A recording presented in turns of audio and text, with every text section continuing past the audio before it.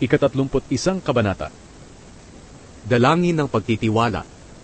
Panginoon, sa inyo ako humihingi ng kalinga. Huwag niyong hayaang mapahiya ako. Iligtas niyo ako dahil matuwid kayo. Pakinggan niyo ako at agad na iligtas. Kayo ang aking batong kanlungan at pader na tanggulan para sa aking kaligtasan. Dahil kayo ang bato na matibay kong kanlungan, pangunahan niyo ako at patnubayan nang kayo ay aking maparangalan. Ilayo niyo ako sa bitag ng aking mga kaaway, dahil kayo ang aking matibay na tanggulan. Ipinauubaya ko sa inyo ang aking sarili. Iligtas niyo ako, Panginoon, dahil kayo ang Diyos na maaasahan. Panginoon, namumuhi ako sa mga sumasamba sa mga Diyos-Diyosan na walang kabuluhan, dahil sa inyo ako nagtitiwala.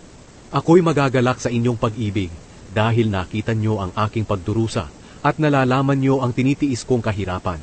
Hindi niyo ako ibinigay sa aking mga kaaway.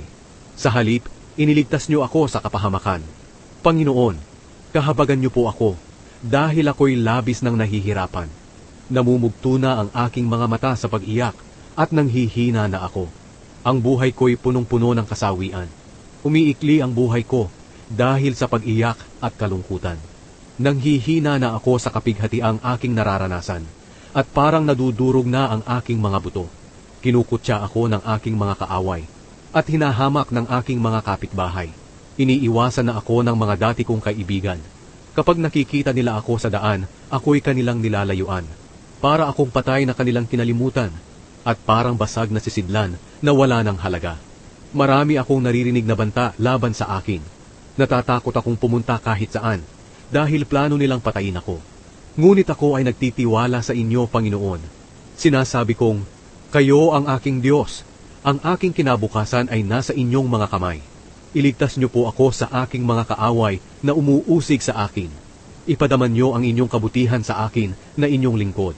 Sa inyong pagmamahal, iligtas niyo ako. Panginoon, huwag niyong payagang ako'y mapahiya, dahil sa inyo ako tumatawag. Ang masasama sana ang mapahiya at manahimik doon sa libingan. Patahimikin niyo silang mga sinungaling, pati ang mga mayayabang at mapagmataas na binabaliwala at hinahamak ang mga matuwid. O kay dakila ng inyong kabutihan, sa mga may takot sa inyo, pagpapalay inyong inilaan. Nakikita ng karamihan ang mga ginawa niyong kabutihan sa mga taong kayo ang kanlungan. Itinago niyo sila sa ilalim ng inyong pagkalinga, at doon ay ligtas sila sa mga masamang balak at pangiinsulto ng iba.